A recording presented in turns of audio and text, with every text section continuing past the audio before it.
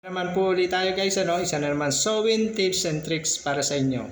So guys, meron ako ibabahagi sa inyo importante, lalong-lalo na sa mga garment owner, sa mga nagpapatakbo ng mga garment, small, lalo na sa mga maliliit, na importanteng ginagawa to. Hindi katulad sa mga malalaking kumpanya, ay ito na talaga yung ginagawa. So, bago yan ang lahat, bago ko share sa inyo, paki-like and share na rin ito at paki-follow and subscribe na rin ako para sa iba pang updates na mga video na katulad nito.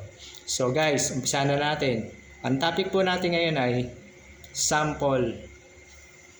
Yan. Bago tayo gumawa ng mass production, sewing production, cutting production, unang-una po guys, dapat gumagawa tayo ng sample. Yan. Huwag niyong kakalimutan yan sa inyong mga nagninegosyo about sa garments. Importante ito sa mga nagpapatakbo, mga line leader, supervisor. Importante ito, kaya makinig kayo rito guys. So, dapat gumagawa tayo ng mga size set sample. Yan.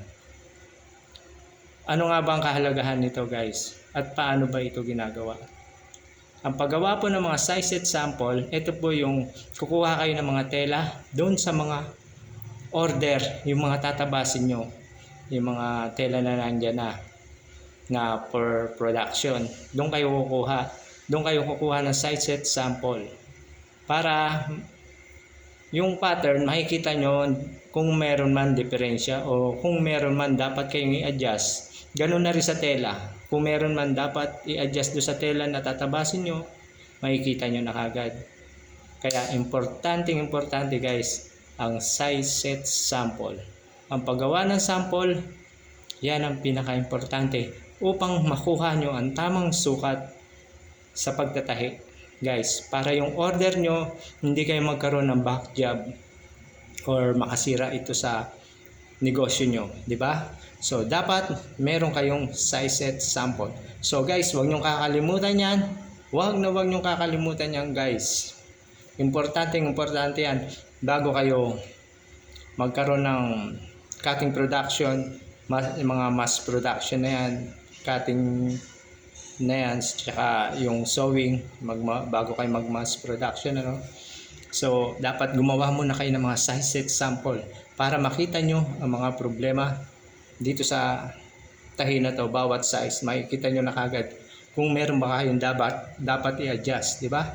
Kung kailangan nyo mag-adjust sa pattern, or mag-adjust sa tela, importante po yan guys. Huwag yung nauuna yung cutting bago ang sampling. Dapat laging nauuna ang sample, ang paggawa ng mga sample para madali maaprubahan ito at maiwasan ng mga back job. So guys, isa na naman sewing tips and tricks yan, para sa inyo, sa mga owners, sa ating mananahe. Kayo kung gusto nyo rin magnegosyo, bago nag-umpisa pa lang kayo, mga baguhan kayo sa negosyo na to, kailangan yan guys. Bago nyo umpisahan yung gawa, kailangan gumawa kayo ng sample para nakikita yung diferensya at bago kayo maaprubahan, di ba? Para maiwasan natin ang mga back job. So guys, isa na naman sewing tips and tricks para sa inyo. Sana may natutunan kayo kahit kaunti. At marami pa po ito guys, mga iba ko pa itatopic sa inyo. Sana paki-like and share nyo na rin ito guys para maabot ng maraming mananahi at ang mga maraming garment owner. So guys, thank you, good luck, God bless.